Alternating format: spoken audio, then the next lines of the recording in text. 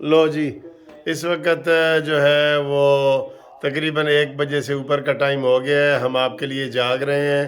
اور تازہ ترین کیا خبر ہے، رانا ثناءاللہ صاحب اپوزیشن نے بائیکاٹ کیا ہے، پہلے آپ کو یہ بتا دیں۔ اور بتایا یہ جا رہا ہے کہ انہوں نے جناب اعتماد کا ووٹ لے لیا ہے اور اپوزیشن نے بائیکاٹ کیا، اور رانا ثناءاللہ بائیکاٹ کرنے کے بعد یہ میڈیا سے خطاب کر رہے ہیں۔ یہ سنیں جی، یہ تازہ ترین خبر یہ ہے، یہ لڑائی جھگڑے، کرسیاں، لڑائیاں بہت زیادہ ہوئی ہیں، یہ دیکھیں۔ یہ کارروائی سراسر رولز کے خلاف ہے اور آئین کے خلاف ہے، آئینی تقاضوں کو پورا نہیں کرتی۔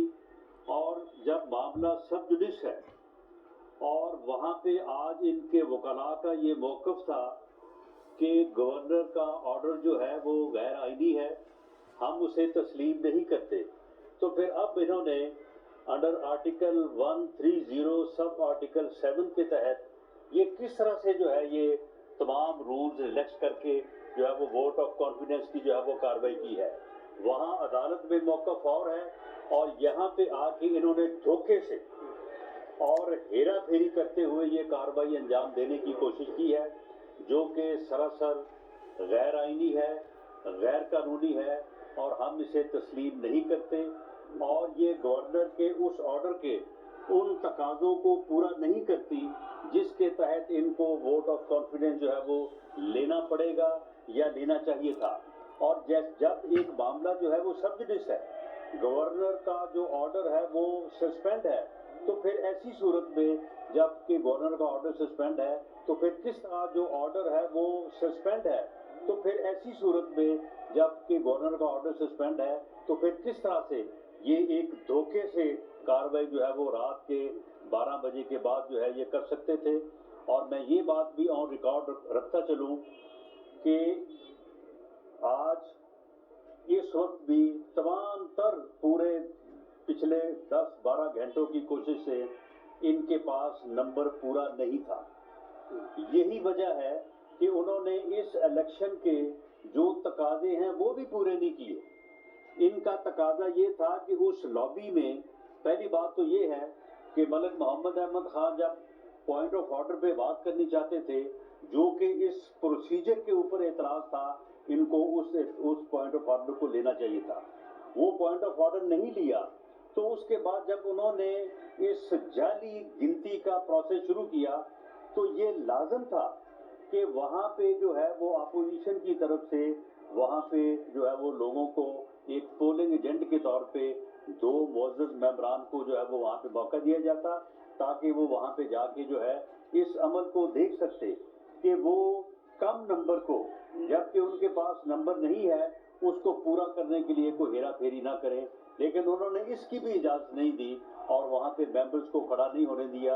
اس لیے ان کا جو بھی یہ نمبر ہوگا، جو نمبر بھی وہ شو کریں گے، وہ بالکل جعل سازی سے ہوگا اور اس کے اوپر کوئی اعتماد نہیں ہوگا، اس کا کوئی کریڈٹ نہیں ہوگا، کیونکہ انہوں نے اس عمل کو جو ہے وہ فیئر الیکشن کے تقاضوں یا ووٹ آف کانفیڈنس کے تقاضوں کے مطابق جو ہے وہ نہیں کیا۔ اچھا جی، اب آپ کے سامنے یہ چیز آ گئی ہے، میں یہ تھوڑا سا اختلاف کروں گا اس کے اوپر کہ اب رانا ثناءاللہ صاحب یہ کہہ رہے ہیں کہ جناب یہ 1 بجے کی یہ پریس کانفرنس ہے، یہ کہہ رہے ہیں کہ جب عدالت میں یہ سلسلہ چل رہا تھا اور گورنر کا جو آرڈر ہے وہ سسپینڈ کیا گیا تھا، تو انہوں نے یہ اعتماد کا ووٹ کیوں لیا؟